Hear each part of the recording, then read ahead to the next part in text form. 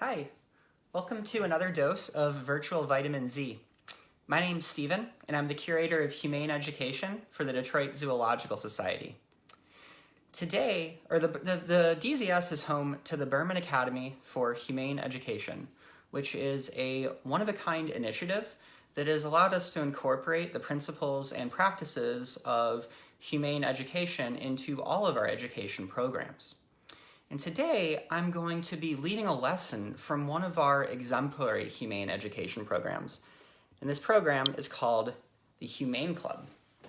And this program is a partnership between the DZS and another organization in Detroit, Inside Out Literary Arts, which helps youth develop identities and voices as creative writers. And the program looks at a few essential questions. The first one is, what other animals share my environment?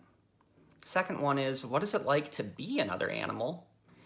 And then the third is, how can I help other animals through science and creative writing? And the lesson that I'm going to be sharing today focuses on a particular animal who you can find at the zoo as well as in our neighborhoods. And to introduce this animal, I want to share a few facts. If you can guess who the animal is, feel free to add your answer in the comment section. Fact number one is this animal has a really strong sense of smell. Fact number two is that this animal has an excellent memory. Fact number three is that this animal is very clever.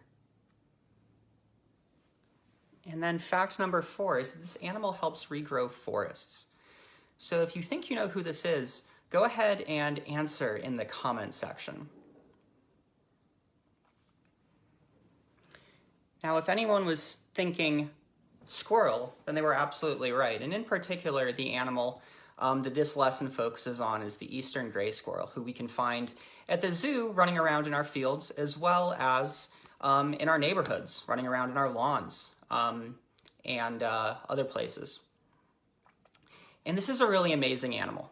And going back to some of those facts that I shared, I want to show you why this animal, the gray squirrel, is so amazing. So I've got a gray squirrel plush. We use plush animals because we know that that's the best way to, get an up-close look at other animals is from a respectful distance. So the eastern gray squirrel has an excellent sense of smell, and all of these facts have to do with how they prepare for winter. You might have seen squirrels in the fall running around burying food. And in the winter, you might have seen them running around trying to dig that food up. And this is called caching. And it's a behavior that they practice that allows them to survive through the winter when trees aren't growing nuts or other food for them. Now, what they'll do is they'll bury their food in a lot of different places. And one way that they find that food is by smelling. They can actually smell the food under the ground. But another way they find it is that they have excellent senses of memories, or they have excellent memories. They're able to remember, dozens and dozens and dozens of different caches of food in different places. So it's really incredible. And I said that they're also very clever. One example of how they're clever is that they know that other squirrels might try to steal their food, and so if they know another squirrel is watching them or another animal is watching them, they will actually fake those squirrels out by pretending to bury an acorn while actually keeping it in their cheeks, and then they'll go and bury it somewhere else. And then finally, I said that they help regrow forests. And the way that they do this is that even though they have excellent senses of smell and excellent memories, they won't retrieve all of the acorns they buried, all of the seeds they buried. And when they forget about an acorn or they can't retrieve it for some reason, that will end up growing into a tree. And so in this way, they can help regenerate forests.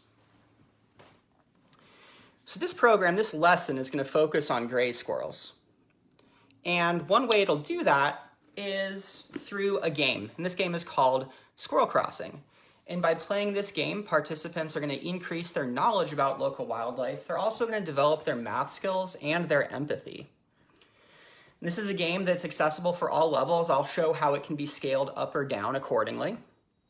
And the supplies you'll need are a piece of graph paper or just a piece of paper, colored pencils, game pieces, and dice. And if you don't have one of these supplies, there are other ways to adapt that I'll explain. And some terms that we're going to be talking about are role-playing cache, which is those food deposits that squirrels make, and then coordinate system.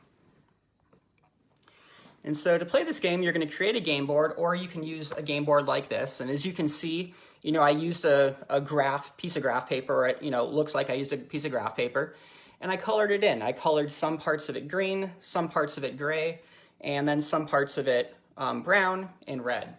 And these all represent different things in a squirrel's environment, because this is going to be a role-playing game. We're going to be playing the role of squirrels who are retrieving food from caches. And to do that, we're going to be navigating this coordinate system. So the rules are you can play this game individually or you can play it in pairs.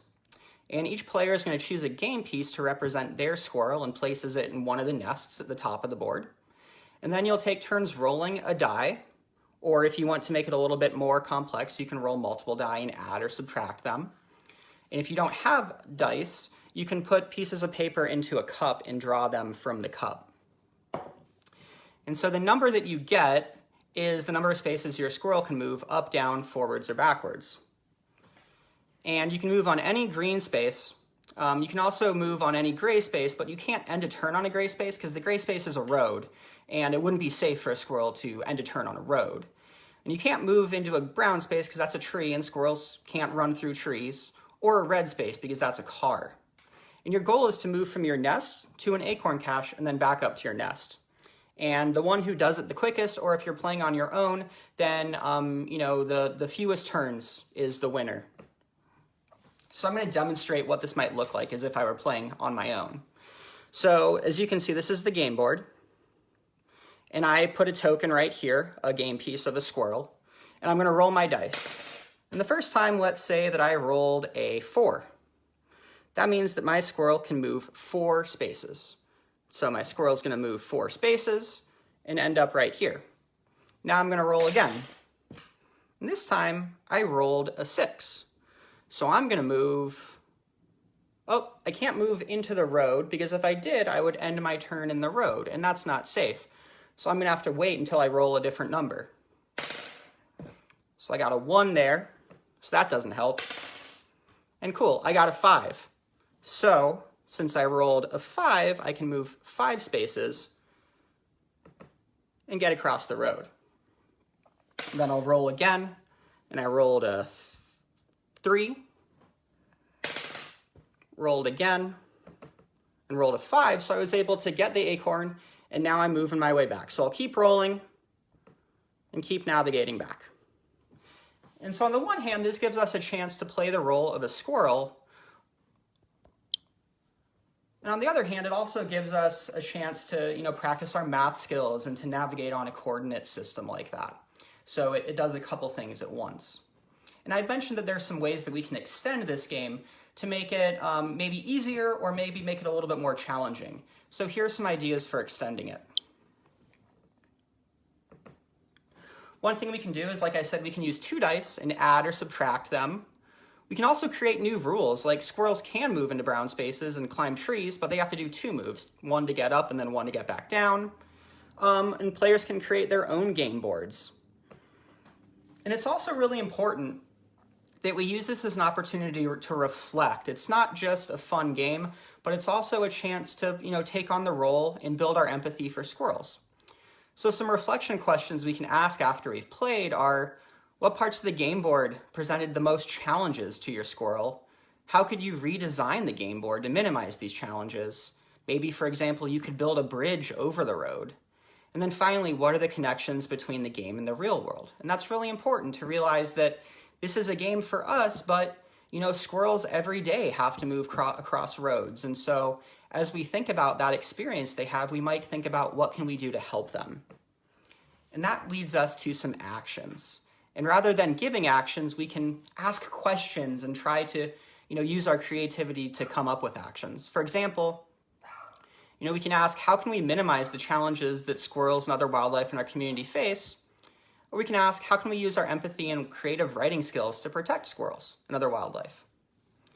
And that leads me to another activity.